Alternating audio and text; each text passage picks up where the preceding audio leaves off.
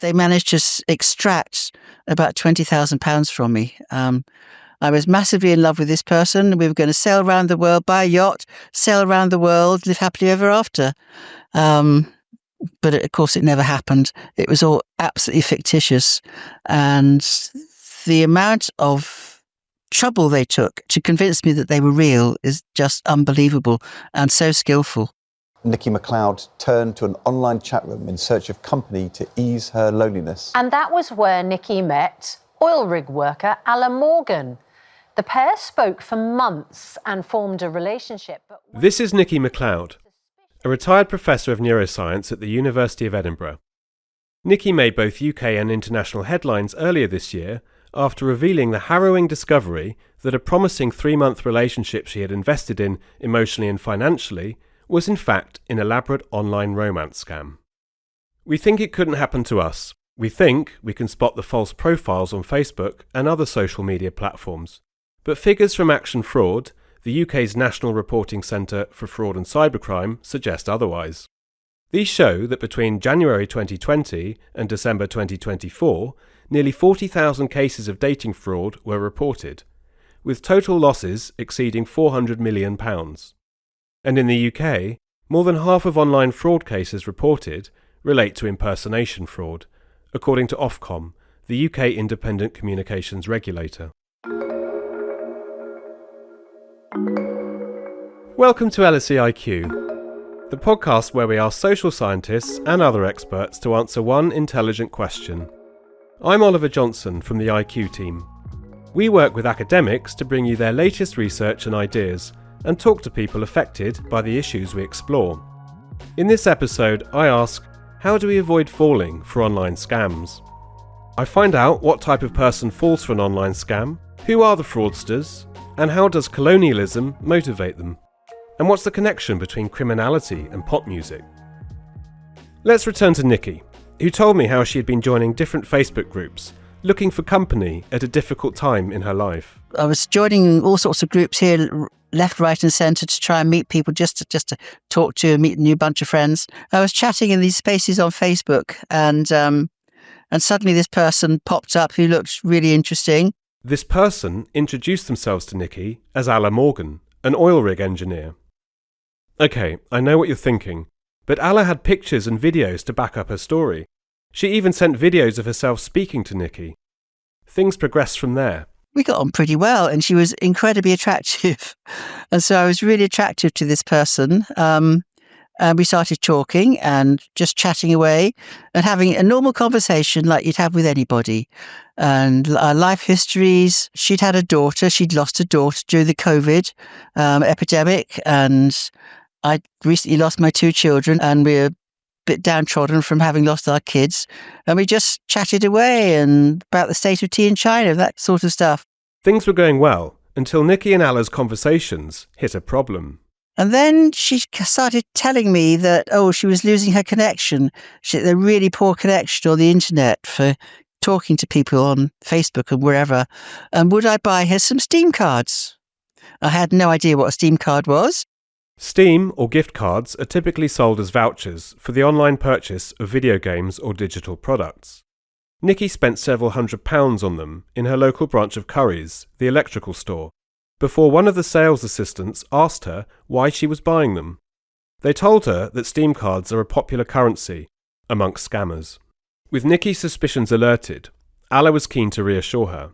She was, she said, going to come and visit. And I thought, this is wonderful. This gorgeous person is going to come and see me in Edinburgh.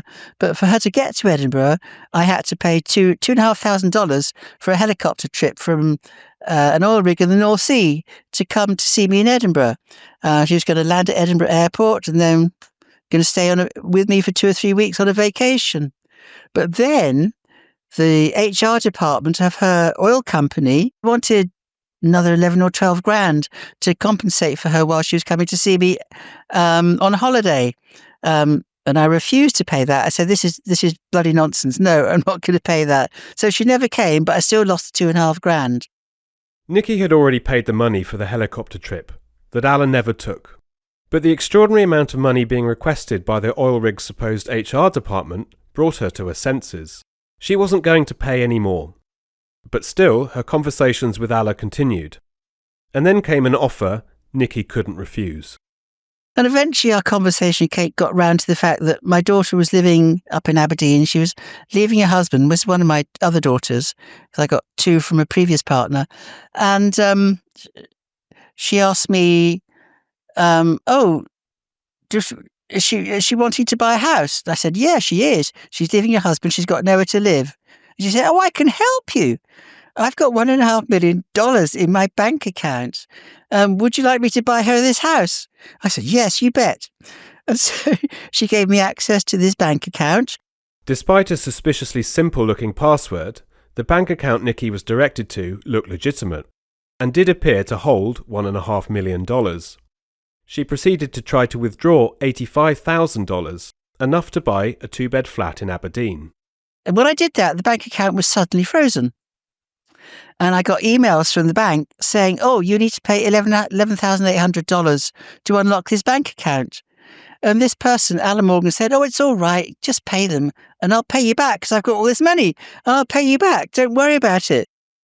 Convinced everything was legitimate, Nikki began submitting payments via PayPal.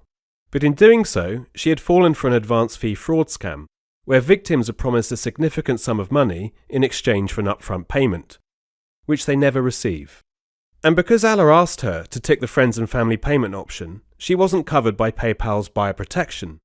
This meant that although she was able to claw some of the money back, most she never saw again. So in the end, altogether I lost £20,000. And that's basically the story. And I feel really completely stupid, but now I've lost all this money. What, if anything, do you know about the person or people that scammed you? Absolutely nothing. The police suspect that they're a syndicate in Nigeria. It's probably not just one person. It's a whole cottage industry in Nigeria. So who are these online fraudsters who wreak such financial and psychological harm? Although online scams are a global phenomenon, much of the research looking at the perpetrators focuses on West Africa. Dr. Suleman Lazarus, visiting fellow at LSE's Mannheim Centre for Criminology, analysed the case files of 50 convicted romance scammers in Nigeria. He found that most were young, nearly 82% were under 26, and 74% were university students. Most of them, they are either university graduates, university students, or university dropouts. They started their criminal career from Hustle Kingdom, Cybercrime School or Cybercrime Academies. They call it Hustle Kingdom, HK, where people can enroll and educate themselves in cyber criminal activities to become experts in cyber criminal activities. Hustle Kingdom describes the informal schools which train would-be scammers in internet fraud through organised learning, peer support and mentorship. Some graduate to become Yahoo boys, their name harking back to the early 2000s when young Nigerian scammers used Yahoo email accounts to conduct phishing scams and other fraudulent activities. They are known for being involved in advance fee fraud, phishing and romance scams, often targeting foreign victims like Nikki. Anyone can be a victim, but from the online offenders' view and business strategy, those operating from West African countries, they tend to pretend to be white males or females because of what they call racial stigmatization. When you go to most of the dating platforms, if you create a profile as a black male from West Africa or elsewhere, then your business opportunities are very limited. From the convicted case file that I analyzed, they tend to also pretend to be military officers because of the additional layer of benefit, because the person can be away for some time without any communication. And pretending to be white male or female also opens the door for people all over the world, Australia, UK, Sweden, to become their potential lovers. One of the key tactics of online fraudsters is known as social engineering, where they study their victims and then use that information to manipulate them emotionally and psychologically, to gain their trust and exploit them financially. What the offenders, the cyber criminals, look for is that particular one that where is the weak point for this particular person. If you talk about romance fraud, where relationship, friendship is central, then they exploit the personal situation based on their research of their victim, of their client. To give an example, one offender described a situation where an Australian lady was very difficult to manipulate for a long period of time from his own perspective. But when the cat of this Australian lady died, that was when he was able to get what he wanted, because the lady was vulnerable at that point in time. So what they look for is where that vulnerability lies. They befriend the victim, gain the trust over time, move from one stage to the other, get to the point that the victim needs them, feel that they need them, rather than the other way around. It was in this way that Alan Morgan was able to prey on Nikki.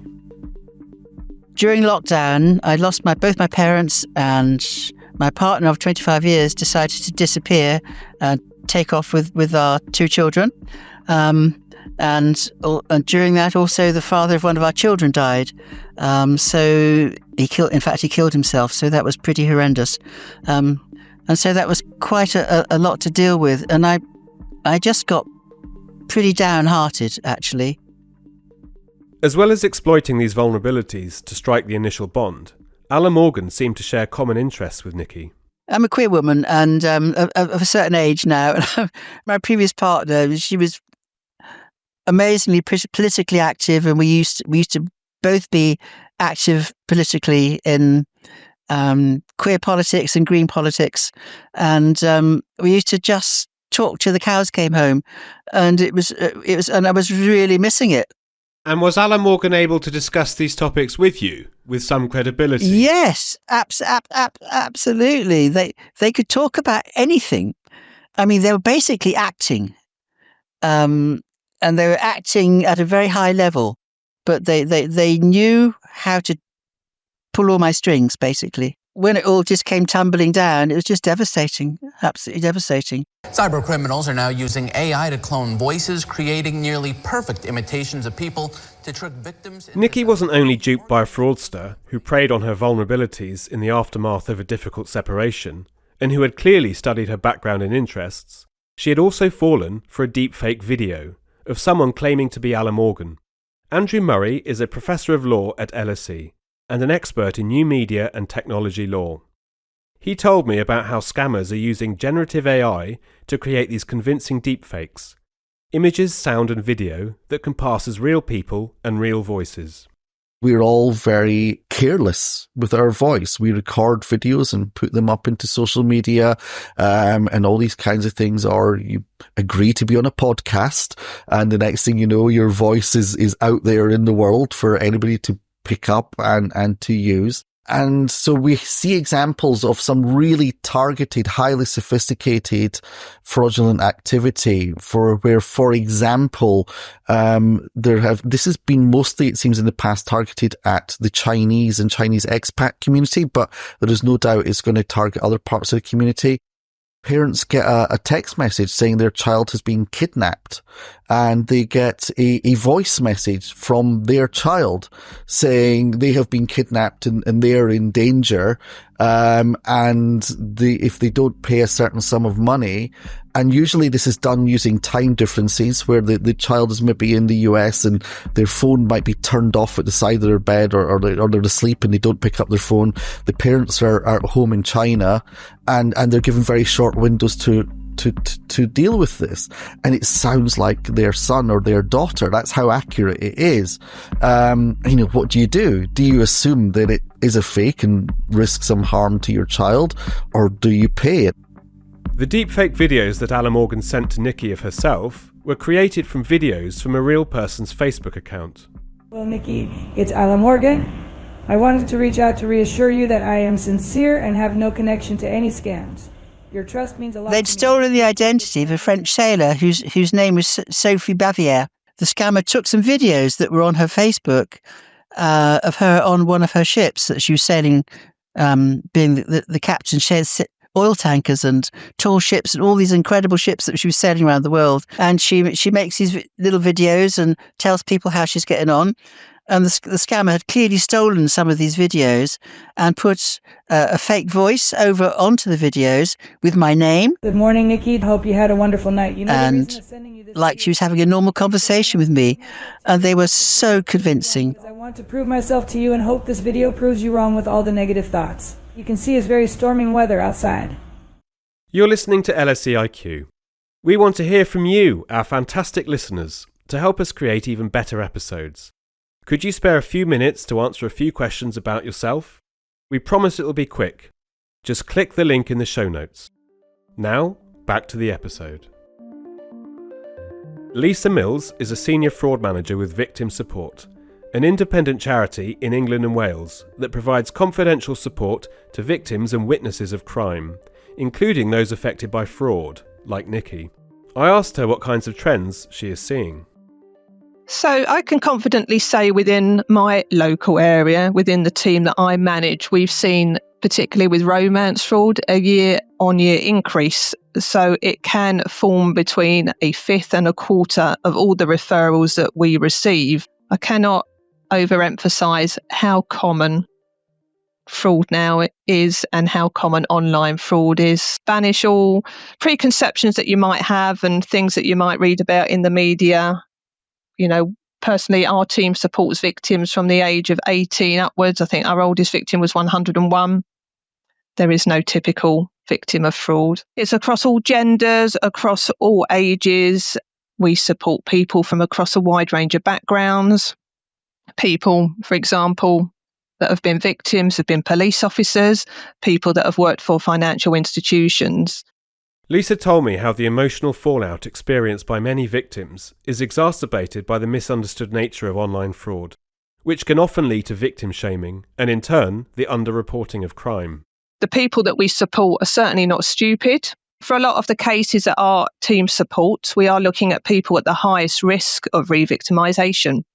So that could be many factors. It could be, yes, you've recently gone through a life-changing event, so you might have suffered bereavement. You might have experienced a divorce, all manner of things, you know, a really shocking health diagnosis. How often do we hear that expression, oh, why did somebody fall for that? I wouldn't have fallen for that. And you never hear that sort of negative terminology around any other crime. You certainly wouldn't say it if somebody experienced a burglary or, you know, they were attacked in the street. And I think that does reinforce why fraud is so widely underreported also, because people feel that they've invited this thing to happen to them, which clearly they haven't. The impacts are wide-ranging and they are very impactful. It's not just in the short term, but in the longer term also. And it takes people to very dark places. People are not looking for sympathy, so victims clearly want to be validated and heard and listened to about what they've experienced. But unfortunately, we do continue to see a great deal of victim shaming. And I think that comes into the sort of language that is used when we do talk about online crime and fraud. Other than turning to organisations such as Victim Support, what recourse do victims of online fraud have? I asked Andrew Murray what kind of legal protections there are for people who fall for these types of scams. When people go online, we get a completely different worldview. So people go online, they start doing all kinds of activity. They might start buying Bitcoin, they might start banking, they might start sort of sponsoring a school overseas or something like that. And you then go into this virtual environment that crosses borders. So if someone is made the victim of a fraud or scam or something like that, there are sort of two key problems. The first is identifying where the fraud or scam has occurred, because the person who's carrying out the fraud can be anywhere. The second problem then is enforcement. So if you've been scammed in the United Kingdom, you're looking probably for enforcement through UK law, through the UK police, the UK courts, etc., but they have no jurisdiction in these other places. So, for example, if the scammer is in Russia, you're highly unlikely to find any cooperation from Russian investigatory or enforcement authorities, because the current political situation is, of course, we have isolated Russia. And the cost of tracking them down and the cost of enforcing the law against them is incredibly, incredibly high, and it's incredibly difficult, which means the detection rate and enforcement rate in these online scams is, I'm afraid, very low. With it being extremely unlikely that scammers are caught, improving online safeguards is essential. The UK's Online Safety Act has just come into force in March 2025. It sets out new digital safety laws designed to regulate online platforms and protect users from harmful content. Andrew tells me how this is intended to work. The Online Safety Act creates specific responsibilities on intermediary platform providers. These are basically any company that allows two people to be connected over a network, accepting some direct services like phone and direct email and direct messaging. But any social media network, for instance, is covered by it. And what this does is it creates responsibilities on them to have what are called basically safe platforms. And amongst these, there's an area, or a group, I should say, of what are called priorities that they have to fulfill, and which they will have to in time report back to the regulator on. And one of these priorities is the reduction of online fraud. So they are expected to put tools in place to help identify and remove potentially fraudulent content. That could be something as sort of obvious as an advertisement for a fake Bitcoin, or it could be something a little bit less obvious, like the fake social media. I asked Andrew what measures online platforms should be putting in place to protect the people that use them. To be fair to the platforms, I think a lot of this is very hard to identify. Can you tell a particular online account is about an imaginary person, for instance? I think there are things that we can do collectively. So, as I said, one problem is around AI generated content. So something like asking the companies that operate AI tools which are accessible to the public to embed into their tool some kind of watermark or piece of metadata that identifies that this is not a genuine image, or this is not a genuine sound file, or something like that, which would then make it harder for criminals to use these tools to create fake identities or fake profiles or something like that. The problem is, of course, the criminal underworld will probably supply their own version of these tools, but you can make it harder for people. Then I think, the platforms, the main responsibility really, I think, is when people report things to them, that they act expediently, that they don't drag their heels. The problem is that they have obviously vast amounts of data and vast amounts of complaints, and it costs quite a lot of money to be able to operate kind of these safety systems. Now, what I'm really worried about is it's not specifically around fraud, but around safety.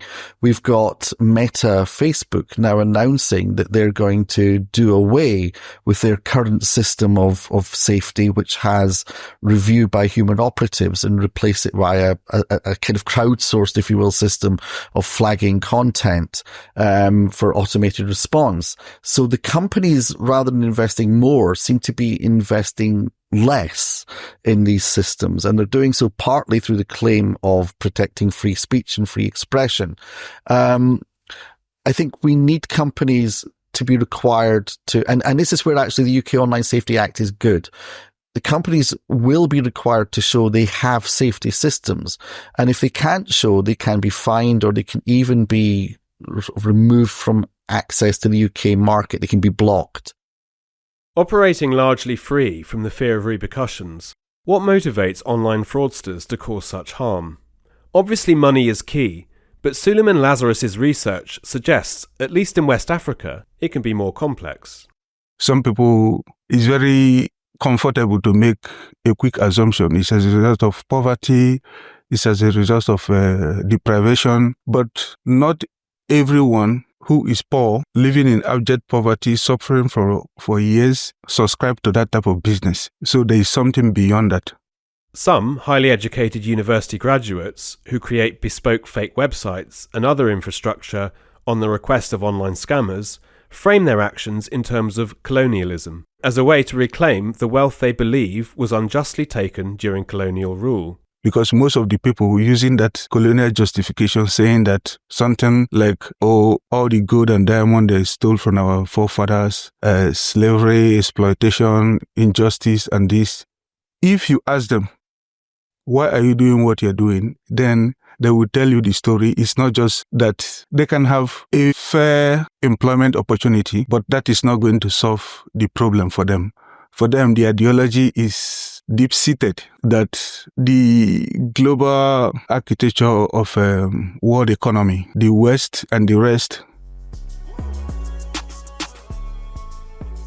And locally, the Yahoo Boys and other similar groups enjoy a venerated status as skilled tricksters, even using their fraudulently acquired wealth to forge links within West African popular culture and music. The successful Yahoo Boys will invest, buy music labels. It's a business strategy, better understood as a relationship of two hands. One hand, the left hand washes the right one, and the right one washes the left hand. Then two of them are clean or cleaner. Yahoo Boys, they set up music industries.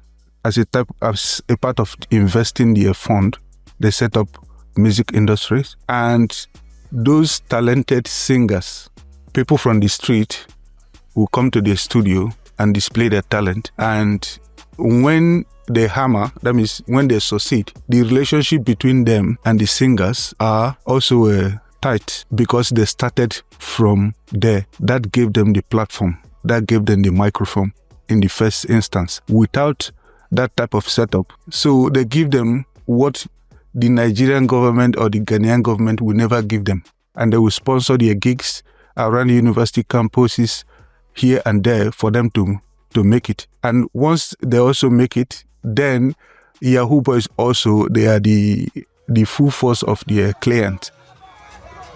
They will go to their parties in Dubai, in New York, because they could afford it. But most of them will be there, the Yahoo Boys, the affluent, whenever they want, with champagne and Moet and, that type of lifestyle. So that is the relationship.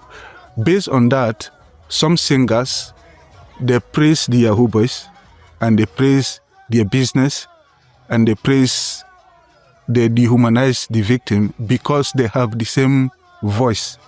But you cannot describe them as a subculture because they are part and parcel of Nigerian or Ghanaian culture.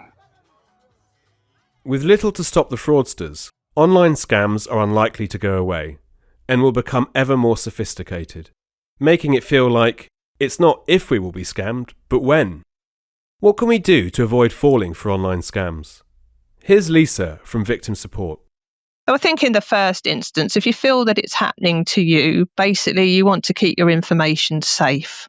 So approach your banks to make sure that your money is safe, that you're not going to be losing any more money, you're not going to have any authorised payments that are coming out. Make sure that you report it to Action Fraud. For those people that aren't aware, Action Fraud is the UK's reporting centre for fraud and cybercrime. We have to think that there are people out there that are determined in committing harm against us every day. So who is the best person to maintain control over your money? The answer is you. Who is the best person to keep hold of your personal and financially sensitive information? That's you. So don't let anyone harass you into giving that information over, and maintain that sense of connection with others, because your existing support network really is your best protection. So if you feel like you're having a little wobble, then reach out to somebody because they are the ones that care about you the most. Suleman also recommends reaching out to friends and family, and to be extremely careful about what you share about yourself, since any information can be used to exploit you. Sometimes certain information that we share on social media and we see it as petty, it doesn't really matter. It's just this, it's just that. I'm meeting John there in this bar every Friday or every day. There's some certain type of data that we share and we do not know the implication. One of my main piece of advice would be to be cautious in what we share or to share as less as possible. So sharing as less as possible. And if there's any kind of a new engagement with any person, whether from the bank, in your love domain relationship, you share with your friends too. You tell your friends or your relative, this is what is going on in my life. Because the more you keep it secret, the better for the fraudsters. It's these close friends and family who are more likely to question some of the more outlandish things that can happen, and which people have sadly fallen for. Here's Andrew Murray. If somebody says they are a well-known personality and they are contacting you to tell you about this great opportunity, question why. Why does Martin Lewis think that I need to know about this investment scheme? Never do anything under pressure. If somebody's putting you under pressure to do something, question why. So a lot of the time, fraud, especially online fraud, works by putting you under a pressure situation, giving you a deadline or telling you something is urgent, or oftentimes representing a person of authority. So we all need to do our bit. If we want the law to work and we want the courts to work and the police to work, we have to kind of minimize their workload a little bit. And that means sort of taking on responsibility. I think the best advice to start with is question everything. There is a danger it could send you crazy. As for Nikki, she's still online, but much the wiser. I just want everybody to know how easy it is to fall for this nonsense and just be really careful. And I'm getting about 20 friend requests every day. And then 99.9% of them are from scammers, and I can spot them a mile off. So I'm pressing the delete button a lot every day. This episode was produced and written by me, Oliver Johnson, with script development by Sue Winderbank. If you'd like to find out more about the research in this episode, head to the show notes. And if you enjoy IQ, please leave us a review. Join us next month when we ask, is AI destroying the planet?